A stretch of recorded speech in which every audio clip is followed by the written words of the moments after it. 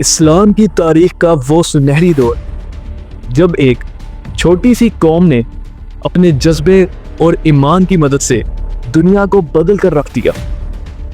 آج ہم بات کریں گے خلافت راشدہ کی، جو صرف ایک حکومت ہی نہیں بلکہ عدل اور انصاف کی ایک مثال تھی۔ ایک ایسی سلطنت جس نے چند سالوں میں اس وقت دنیا کی سپر پاورز پرشین اور رومن امپائرز کو تباہ کر رکھ دیا تھا۔ یہ کہانی اس خلافت کے 4 عظیم خلیفوں کی ہے جن کے فیصلے، جنگوں کی حکمت عملی اور حکومت کا طریقہ آج بھی ایک مثال ہے۔ تو چلیے اس تاریخی سفر کا آغاز کرتے ہیں۔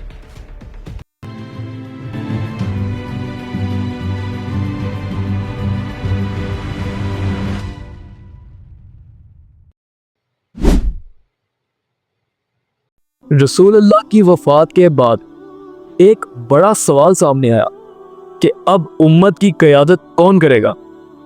مسلمان پریشان تھے اور کچھ مسلمان مرتد ہونے لگے تھے۔ اس مشکل وقت میں حضرت ابو بکر صدیق کو پہلا خلیفہ چنا گیا، اور ان کو خلیفہ کیسے بنایا گیا یہ ایک الگ ٹاپک ہے۔ خیر، خلیفہ بننے کے بعد حضرت ابو بکر کا سب سے بڑا کام مسلم امت کو ایک جگہ رکھنا اور اسلام کے دشمنوں کا سامنا کرنا تھا۔ جب کچھ قبائل نے اسلام چھوڑ کر واپس جہالت کے راستے پر چلنے کی کوشش کی تو حضرت ابو بکر نے انہیں ایک وارننگ دی کہ اگر تم اسلام چھوڑو گے تو تمہارے خلاف تلوار اٹھائی جائے گی۔ حضرت ابو بکر کے خلیفہ بننے کے بعد ان پر جو سب سے پہلا امتحان آیا وہ مرتدین کی جانب سے آیا تھا۔ مرتدین وہ لوگ جو اسلام چھوڑ چکے تھے اور وہ لوگ جو زکوٰۃ دینے سے انکار کر رہے تھے، ان کے خلاف حضرت ابو بکر نے جہاد کا اعلان کر دیا۔ رسول اللہ کی وفات کے بعد کچھ قبائل نے سوچا کہ اب اسلام کی طاقت ختم ہو گئی ہے، تو انہوں نے زکوٰۃ دینا بند کر دیا اور اپنے آپ کو اسلام سے الگ کر لیا۔ یہ قبائل سمجھتے تھے کہ مدینہ کے مسلمان ان کے خلاف کچھ نہیں کر سکتے، لیکن انہوں نے حضرت ابو بکر کی لیڈرشپ کو غلط سمجھا۔ حضرت ابو بکر نے ان کے خلاف ایک فیصلہ سنا دیا کہ جو اسلام کا حصہ تھا وہ اسلام کا حصہ ہی رہے گا، اور جو اس سے الگ ہوگا اس کا سامنا تلوار سے کیا جائے گا۔ یہ سیدھی سیدھی وارننگ تھی زکوٰۃ نہ دینے والوں کے لیے۔ اس کے بعد حضرت ابو بکر کی خلافت میں جو مسلمانوں کو سب سے بڑے چیلنج کا سامنا کرنا پڑا تھا وہ تھا ایک جھوٹا نبی، مسیلمہ ابن کذاب۔ اس نے اپنے لوگوں سے کہا کہ وہ رسول اللہ کے برابر کا نبی ہے۔ مسیلمہ کا جھوٹ اتنا پھیل گیا کہ اس کے پیچھے ایک پورا لشکر تیار ہو گیا، جس کے بعد حضرت ابو بکر نے مسیلمہ کے خلاف جنگ یمامہ کا آغاز کر دیا، ایک جنگ جس میں اسلام کا وجود خطرے میں تھا۔ لیکن مسلم آرمی کے کمانڈر تھے حضرت خالد بن ولید، جنہیں رسول اللہ نے سیف اللہ کا لقب دیا تھا، یعنی اللہ کی تلوار۔ اس جنگ میں مسلمان آرمی نے صرف مسیلمہ کا سر نہیں جھکایا بلکہ اسلام کے دشمنوں کو یہ سبق دیا کہ اسلام کبھی پیچھے نہیں ہٹے گا اور رسول اللہ ہی آخری نبی ہے۔ حضرت ابو بکر کی وفات کے بعد حضرت عمر کو اسلام کا دوسرا خلیفہ بنا دیا گیا۔ حضرت عمر کے دور کو دنیا گولڈن ایج آف اسلام کہتی ہے، کیونکہ انہوں نے اپنے دور خلافت میں ایران، عراق، شام، مصر جیسے علاقے فتح کیے اور دنیا کا سب سے بڑا امپائر بنایا، اور انہی کے دور خلافت میں رومن امپائر اور پرشین امپائر جیسی بڑی سلطنتیں بھی ٹوٹ کر بکھر گئیں۔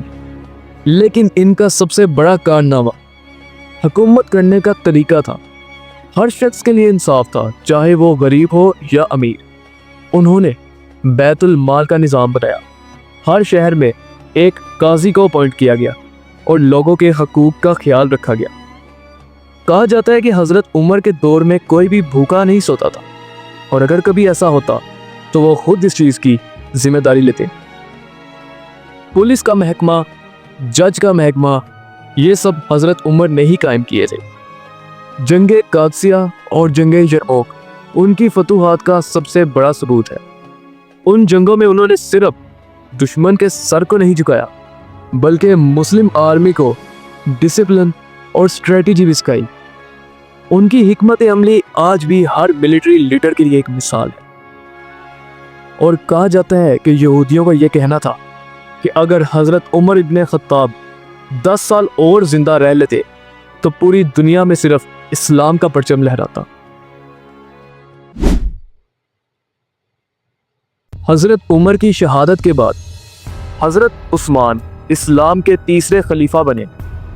ये वो शख्स हैं जिन्होंने इस्लाम की शानदार फतूहात का सिलसिला बरकरार रखा, लेकिन साथ ही फितनों का सामना भी किया जो मुस्लिम उम्मत के लिए सबसे बड़ा इम्तिहान था। हज़रत उस्मान का दौर इस्लाम का वो दौर था जिसमें मुस्लिम एम्पायर का झंडा दूर दूर तक लहराया, लेकिन इस दौर में मुस्लिम उम्मत के अंदर पहली दफा फितने भी उभरने लगे। हज़रत उस्मान के दौर में इस्लामिक सल्तनत और मज़ीद फैल चुकी थी। ये वो वक्त था जब मुसलमान फौज ने दुनिया के कोने कोने में इस्लाम का परचम लहराया। आर्मेनिया और अज़रबैजान को फतह किया गया। अफ्रीका में इस्लाम का झंडा पहली दफ़ा लहराया गया। सिंध और हिंदुस्तान की सरहद तक इस्लामी एम्पायर फैल चुके हैं। हज़रत उस्मान के दौर में पहली दफ़ा मुस्लिम नेवी को कायम किया गया और मुस्लिम नेवी ने सिप्रस को फतह करके समुद्री फौजों में भी अपनी ताकत का एहसास दिलाया।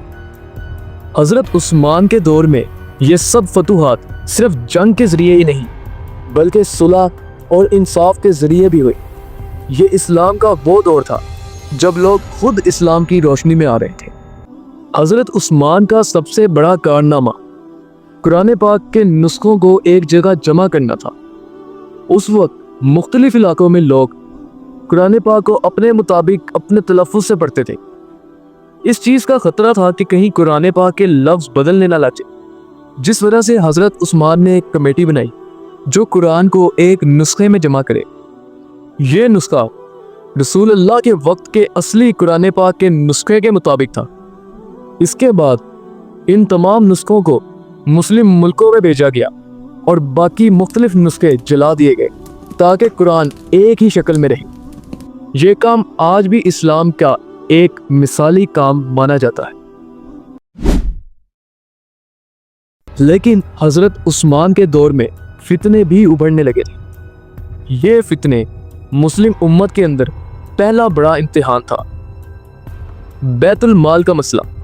हज़रत उस्मान ने अपनी फैमिली के कुछ लोगों को मुख्तलिफ इदारों में लगाया, जिसमें से कुछ लोगों ने गलत काम भी किए। यहाँ से लोगों में गिला शुरू हुआ कि बैतुल माल का इस्तेमाल ठीक तरीके से नहीं हो रहा, जिसके बाद मिस्र और कूफा के लोगों ने हज़रत उस्मान की हुकूमत के खिलाफ शिकायत करनी शुरू कर दी। ये लोग समझते थे कि इनके साथ इंसाफ नहीं हो रहा, जिसके बाद मुनाफिकों की कुछ साजिश भी सामने आई। अब्दुल्ला बिन सबा, एक यहूदी जो इस्लाम का दुश्मन था, उसने मुस्लिम उम्मत के अंदर फितना फैलाने का काम शुरू किया। उसने लोगों को हज़रत उस्मान के खिलाफ भड़काया और झूठ फैलाए कि खलीफा सिर्फ अपने ख़ानदान का ख्याल रखते हैं। ये फितने इस हद तक बढ़ गए कि मिस्र और कूफा के लोग मदीना आकर हज़रत उस्मान के घर का घेराव कर लेते हैं। हज़रत उस्मान ने उन लोगों के साथ सुलह का रवैया रखा, लेकिन उन लोगों ने हज़रत उस्मान को शहीद कर दिया। हज़रत उस्मान की शहादत के बाद फिर वो वक्त आया जब हज़रत अली ने चौथे खलीफा की हैसियत से इस्लाम का परचम संभाला, लेकिन उनका दौर सबसे मुश्किल दौर था। उम्मत दो हिस्सों में बढ़ चुकी थी। एक तरफ हज़रत आयशा और उनके सपोर्टर्स थे और दूसरी तरफ हज़रत अली के सपोर्टर्स। जंगे जमल और जंगे सफ़ीन जैसी जंगों का सामना करना पड़ा, लेकिन हज़रत अली का सबसे बड़ा कारनामा था उनका अदल और इंसाफ। वो हमेशा कुरान और सुन्नत के मुताबिक फ़ैसले करते, लेकिन उनका शहीद होना امت کے لیے ایک اور بڑا امتحان بن گیا۔ حضرت علی کو اپنے دور میں حضرت امیر معاویہ کے خلاف جنگ کرنی پڑی، جسے جنگ صفین کہا جاتا ہے، اور پھر نبی پاک کی زوجہ حضرت بی بی عائشہ رضی اللہ تعالیٰ عنہا کے خلاف بھی جنگ کرنا پڑی، جسے جنگ جمل کہا جاتا ہے۔ ناظرین، یہ تھا اسلام کی پہلی سلطنت اور پہلی خلافت راشدہ کا مختصر سا انٹروڈکشن۔ آپ سے ملتے ہیں انشاءاللہ اگلی ایک ویڈیو میں، تب تک کے لیے اپنا خیال رکھیے گا۔ اللہ حافظ و ناصر۔